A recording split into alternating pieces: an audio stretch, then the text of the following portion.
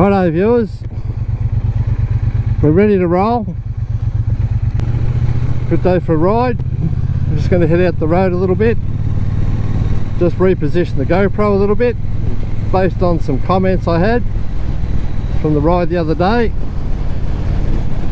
So I think the microphone's working pretty good. It seems to work okay with the wind noise.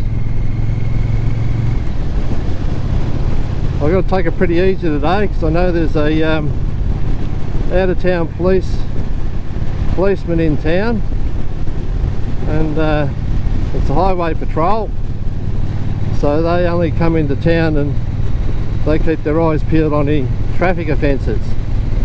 So it won't take much for me to be over the speed limit if you're going past, that they might decide that to stop you and write out a ticket.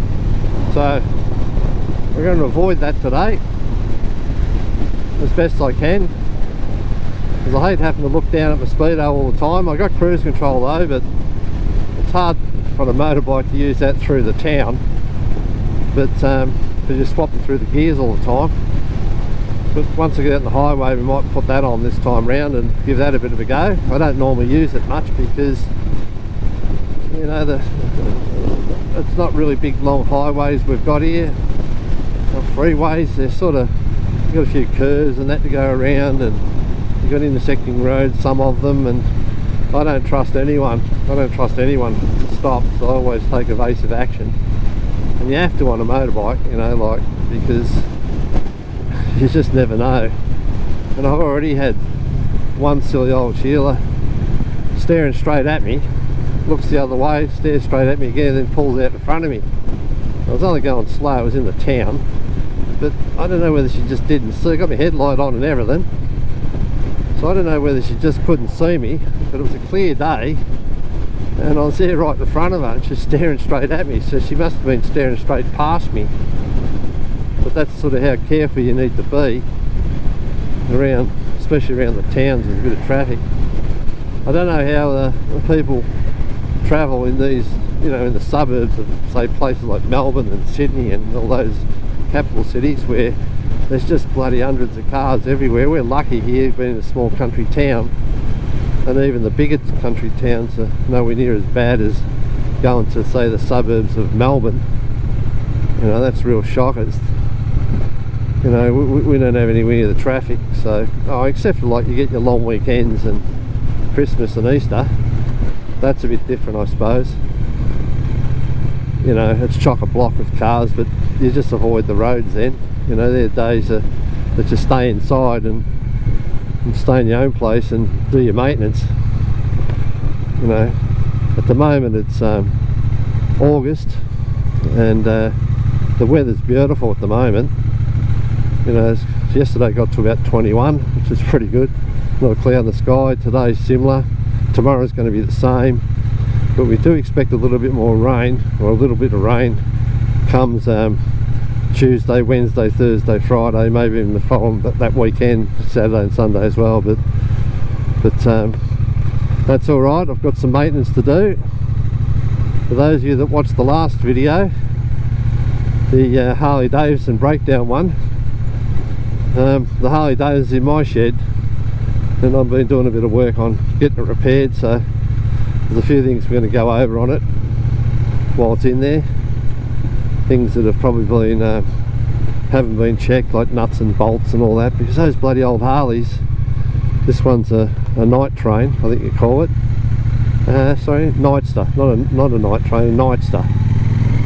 And by Christ, it's that engine flogs around like it's going to jump out of the frame. But apparently that's how they are. Nothing like this Triumph. This is smooth as silk.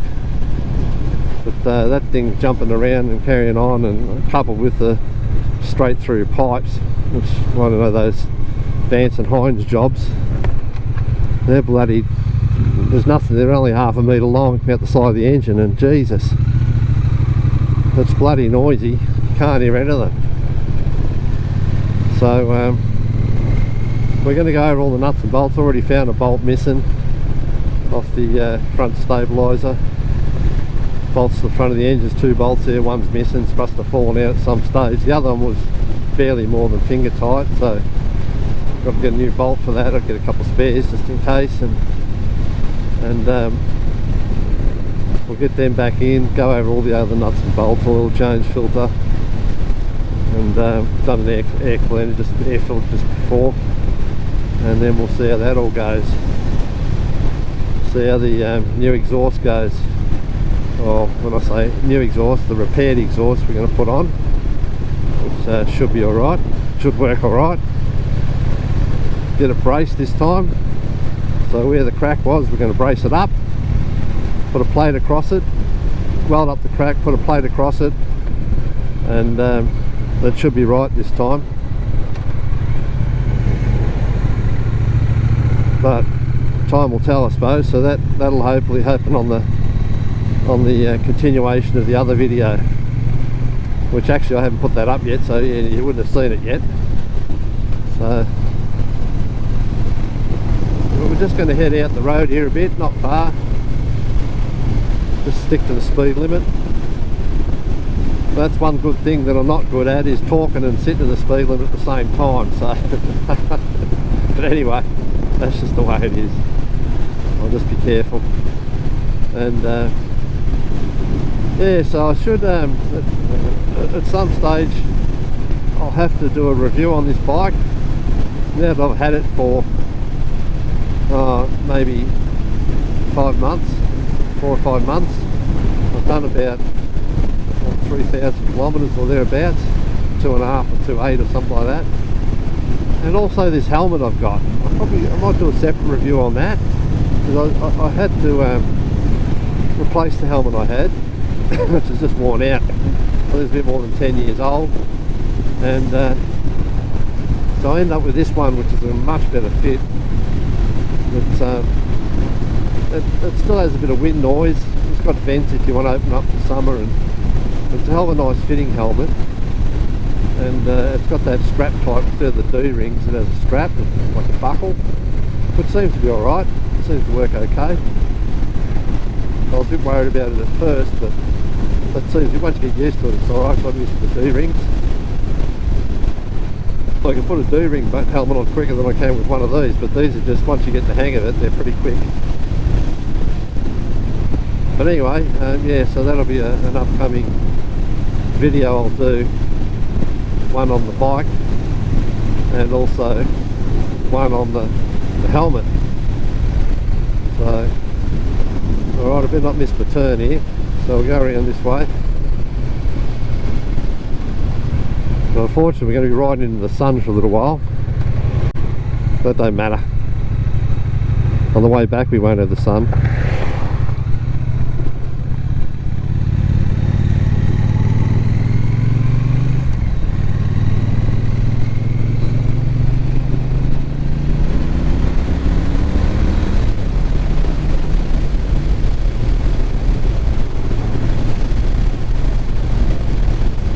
Got to stick to that speed limit. Doesn't matter how fast it takes to get me there though.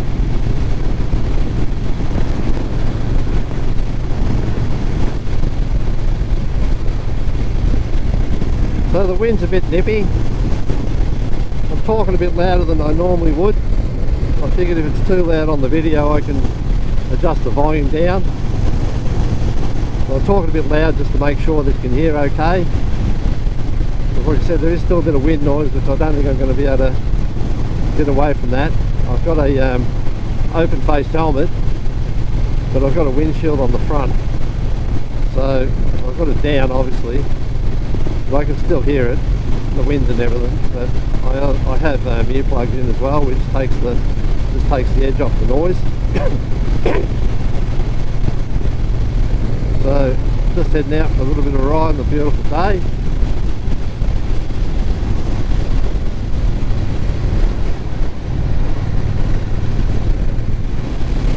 I don't expect to see any, or very few cars on this road. It's one of the smoother roads, believe it or not, that I've travelled on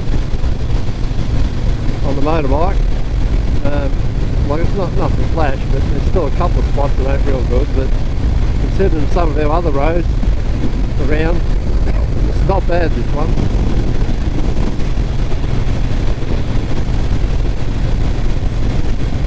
So it's a bit of a test on the GoPro as well this time. It's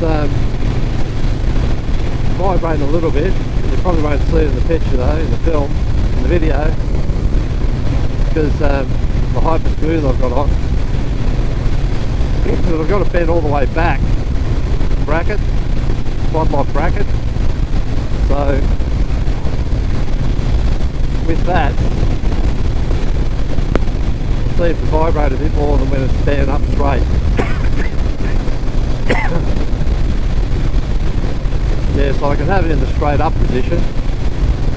But if I do it in the straight up position, I sort of don't get to see any of the speedo and the bike at all. You sort of only see the, I suppose, the scenery. I think it always looks better if you can see a bit of the bike. So, well, I like watching the videos that where you can see the bike, or part of the bike anyway. It's no big deal, but that's how I like to watch the videos. I know I could probably put the GoPro on the side of the helmet. You know, put a clamp on the sides, one of those fittings you get for your GoPro, stick it on the side and quick release it on and off. Well, that's an option, but what I don't like with that is when you watch that video like that, sometimes if you move your head around all the time, which I have a tendency to do to keep an eye on things, you sort of see that in the picture. So I'm not sure about doing that.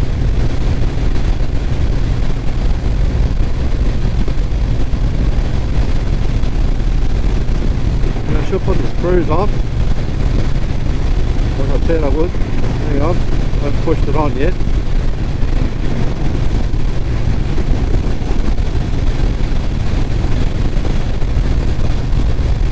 Righto, it's on now. But it does make a difference though.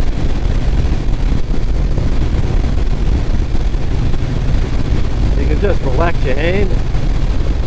You still have it on the handlebars. Oh, sorry. You still have it on the handlebars, but it's just sitting there, you know, you're not hanging on the grip, Not putting that much pressure on. It's pretty good.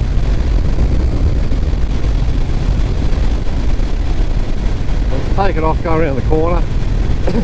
Probably not advisable to leave your cruise control on around a corner, around a bend.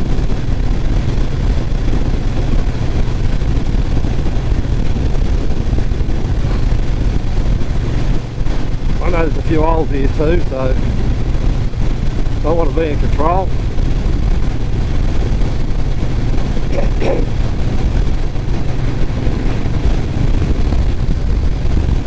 Let's slow down a bit up here. So I'm going to just move the GoPro wire. I reckon it might rub through on a piece of tube I'm using to wrap the wire up the excessive length. I'll just ease up here because I know there's a big hole here.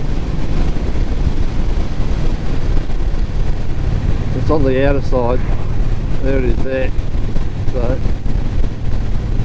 we'll just get around here and I'll get up the straight section a bit and we'll pull up and I'll just hold this wire. Otherwise I'll end up, might cut through. I'll just get up here a bit further so I can see the traffic because I don't want to pull off on the side of the road in that grass and shit.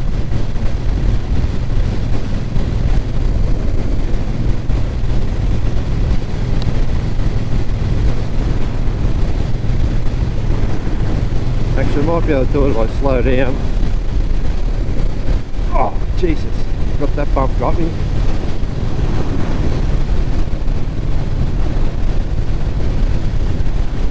Just go down a bit, put that cruise back on. I'll pull this wire out now myself. Alright. can.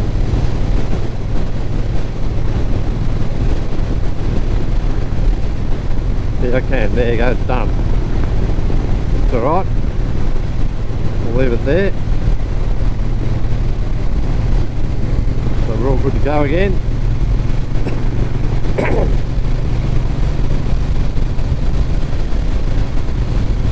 Yeah, so the microphone I've got is one of those, I think they call it lavalier, just like a lapel, just holes there, I tell you.